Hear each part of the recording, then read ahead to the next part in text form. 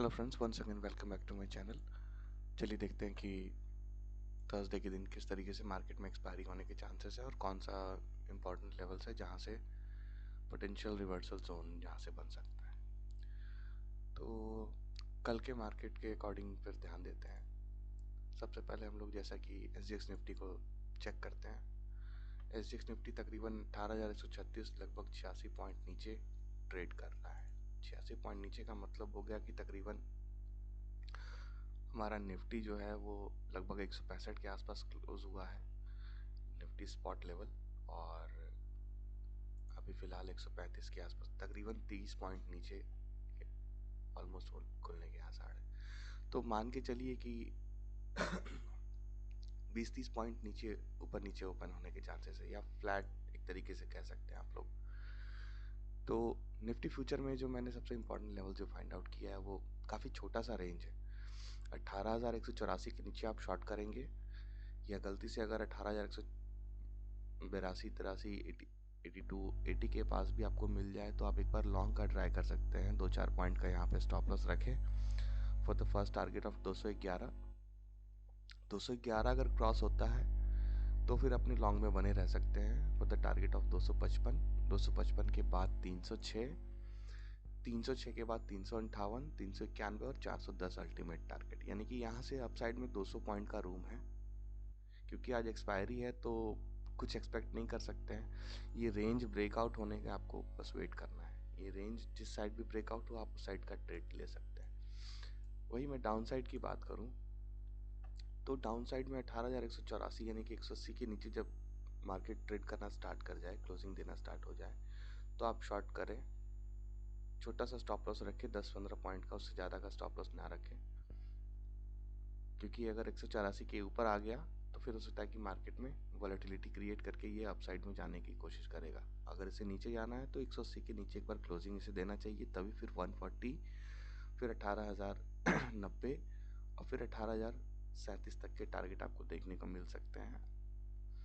और अल्टीमेट जो टारगेट है 18,000, क्योंकि 18,000 एक तरीके से डिफेंड होना चाहिए मेरे ख्याल से। अब इसे अगर ब्रेक करना है तो ऑब्वियस सी बात है कि मार्केट को हर एक लेवल को ब्रेक करना होगा। 18,180 के नीचे भी आना होगा 140 के आसपास। अब 140 के आसपास आपको सबसे पहले देखना है कि यहाँ पे प्राइस का बिहेवियर कैसा है। ये ब्रेक होने के बाद ही फिर आपको 18,090 के आसपास का लेवल आपको देखने को मिलेगा। और इफ इन केस अगर 18,090 भी ब्रेक होता है तो फिर मान के चलिए कि आपको 100 पॉइंट का डाउन साइड में और रेंज, मतलब मार्केट जाने के लिए रेडी है। कोई अगर अल्टीमेट सपोर्ट भी अगर मिलना चाहेगा तो वो 18,000 के पास ही मुझे लग रहा है कि यहाँ पे एक तरीके से मान के चले। और दूसरा ये भी आप ध्यान दे सकते हैं कि एक तरीके का ट्रेंड लाइन अगर मैं जो आप लोगों से हमेशा शेयर करता हूँ, ट्रेंड लाइन पे भी आप लोग ध्यान दे सकते हैं। ट्रेंड लाइन का ब्रेकआउट अगर डाउन साइड में अगर हो रहा है तो आप वो ध्यान दें कि ब्रेकआउट दे रहा है तो ये क्या ब्रेकआउट सस्टेन, ब्रेकडाउन सस्टेन करेगा या नहीं करेगा। मैं बस लोअर लो सारा मिलाने की कोशिश कर रहा हूँ। 1 मिनट, 5 मिनट से मैं 15 मिनट कर दे रहा हूँ जिससे नॉइज कम हो।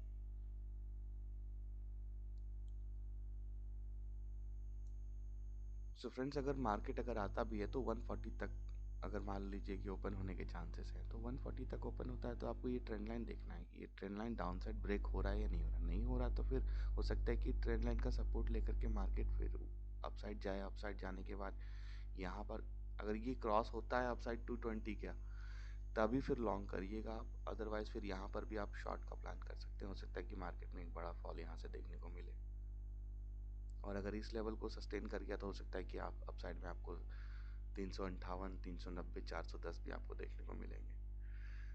तो ये तो रही निफ्टी की बात। चलिए बात करते हैं हम बैंक निफ्टी फ्यूचर की।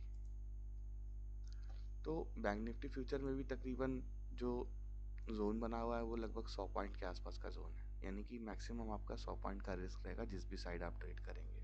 ये फ्यूचर की बात कर रहा हूँ, ऑप्शंस की बात नहीं कर रहा हूँ। ऑप्शंस में बेयरली 40 से 50 पॉइंट या 60 पॉइंट के आसपास का रिस्क रहेगा।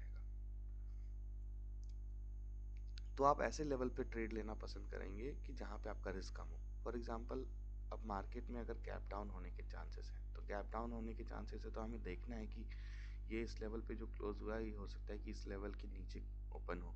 अब अब इस लेवल के अगर नीचे ओपन होगा तो फिर आप छोटा सा स्टॉप लॉस दे करके यहाँ पर शॉर्ट का ट्रेड इनिशिएट कर सकते हैं फॉर द टारगेट ऑफ 321 150 और अल्टीमेट 42,000 का एक सपोर्ट की तरह काम कर सकता है, क्योंकि ये ऑलरेडी 1 2 3 बार टेस्ट हो चुका है। तो मेरे ख्याल से ये चौथी बार ये शायद अगर यहाँ तक आए तो ब्रेक कर दे। ब्रेक करने के बाद 41,800 तक भी जा सकता है मार्केट।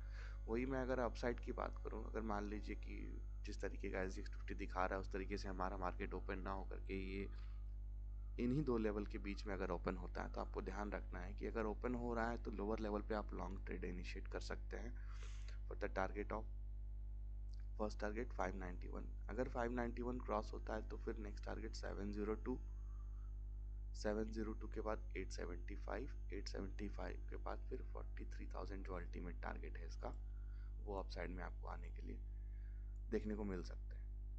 अगर 43,039 यानी कि 40 के आसपास अगर वो क्रॉस होता है तो फिर फर्दर 150 पॉइंट्स यानी कि 43,200 तक आपको बैंक निफ्टी लेके जा सकता है। सो फ्रेंड्स, क्योंकि आज एक्सपायरी है तो बेटर है कि थोड़ा सा क्वांटिटी अपना कम ट्रेड करें, और सेकेंड हाफ के बाद अगर किन्हीं को अगर लगे कि डिफ़िकल्टी महसूस हो ट्रेड करने में तो बेटर है कि स्विच कर जाए नेक्स्ट एक्सपायरी में।